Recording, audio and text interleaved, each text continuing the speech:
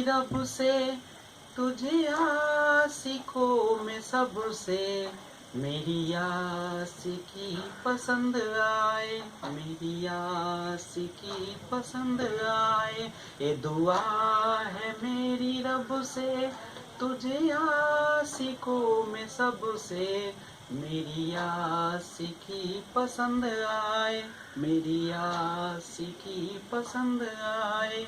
ये दुआ है मेरी रब से, तुझे दोस्तों में सबसे मेरी दोस्ती पसंद आए, मेरी दोस्ती पसंद आए।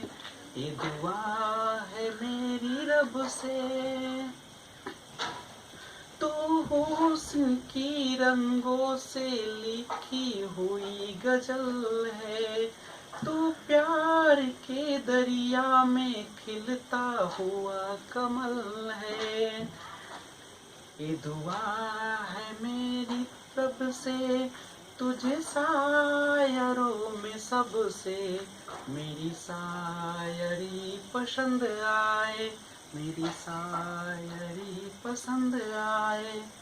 Hello friends, this is Vijay Rajpush and welcome to Learner Eyes by Vijay Rajpush.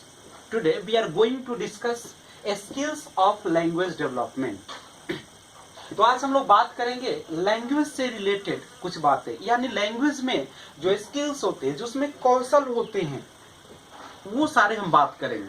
तो आइए, उससे पहले हम लोग देखते हैं कि language, what is language, language क्या है।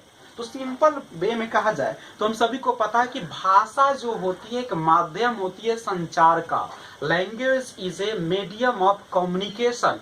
इसी के माध्यम से हम किसी दूसरे से या और किसी से या इस दुनिया से अपनी विचारों को, अपने अंदर के अभिव्यक्ति को, अपने अंदर उठ रहे भावनाओं को, वो हम लोग अपने शब्दों के एक क्रमिक से या उसके हेल्प से हम लोग अपने अंदर की चीजों को व्यक्त करते हैं। यानी हम कह सकते हैं कि अपने विचारों को आदान प्रदान करने का जो साधन है हमारा, वह हमारी भाषा, वह लैंग्वेज होता है। जरा आपको सोचिए कि अगर इस दुनिया में भाषा न होती तो क्या होता, हम सभी लोग क्या हो जाते, हम लोग नूंज पूंज होकर किसी कोने में बैठा दिए गए होते।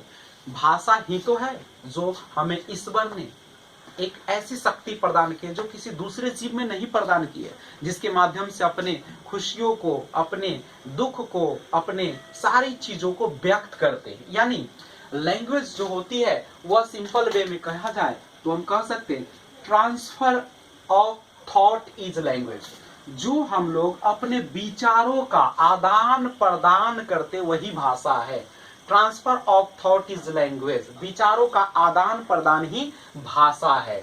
लैंग्वेज जो होती है वह एक्वायर्ड की जाती है, अर्जित की जाती है। जब बच्चे का जन्म होता है तो वह क्या होता है, बाहरी वातावरण में आता है, और बाहरी वातावरण में आकर वह क्या करता है, वह लोगों को ऑब्जर्व करता है, उसकी आवाज को सुनता है, उसकी भाषा को सुनता है। जिस भाषा को सुनता है उसी के जैसा बोलने का प्रयास करता है।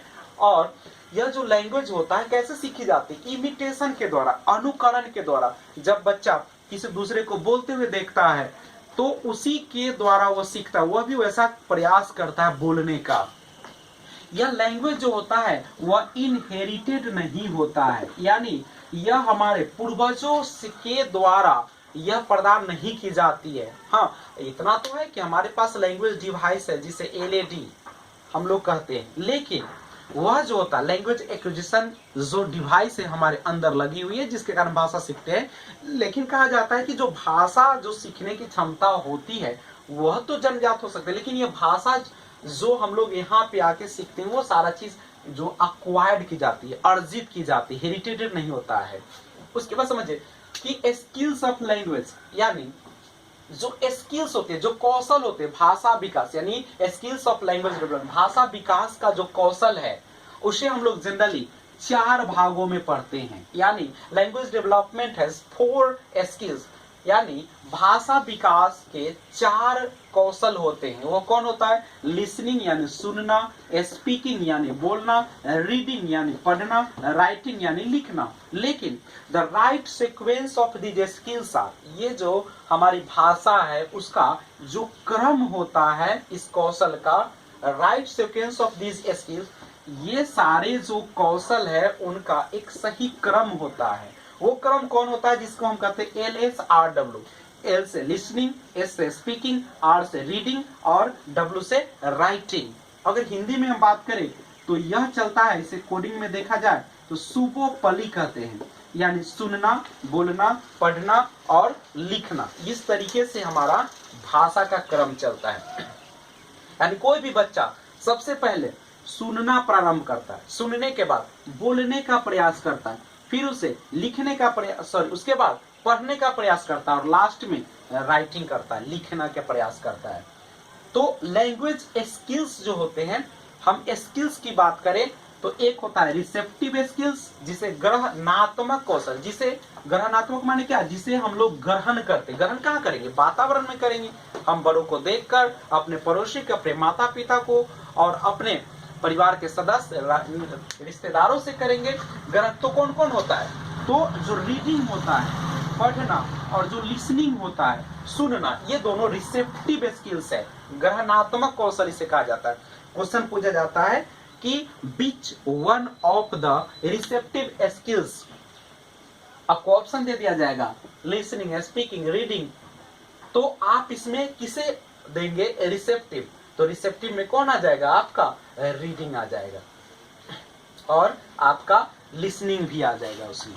लेकिन जब हम बात करें प्रोडक्टिव स्किल्स, लैंग्वेज स्किल्स में दूसरा है प्रोडक्टिव, अभिव्यंजनात्मक कौशल, जिसे हम लोग व्यक्त करते हैं। तो आप ही बताएं, जब आपको अपनी भाषा को व्यक्त करना हो, दूसरों के सामने प्रस्तुत करना, अपनी बातों को कहना हो, तो आप कैसे व्यक्त करेंगे? प्रोडक्टिव स्किल्स यानी स्पीकिंग, बोलकर, राइटिंग, लिखकर। तो हम लोग ग्रहण करते हैं दो चीजों को, पढ़कर, सुनकर, और जो हम लोग उत्पादन यानी बाहर जो देते हैं, उत्पाद जो देते हैं, बोलना और लिखना। तो ध्यान रखिएगा, ये हमारा भाषा विकास का पूरा चैप्टर यही है हमारा। तो हम आपसे आशा करते हैं कि आपको यह वीडियो पसंद आई होगी, और लाइक, शेयर, सब्सक्राइब और बेल आइकन दबाना न भूलें। मैं आपको अच्छे से अच्छे और क्वालिटी वीडियो लाने का प्रयास करूंगा, और जितना हो सके आप शेयर करें और लाइक करें। Thanks for watching, keep watching, stay home safe, stay safe and take care. अपने घर परिवार का ख्याल रखें। थैंक्स फॉर वॉचिंग, धन्यवाद।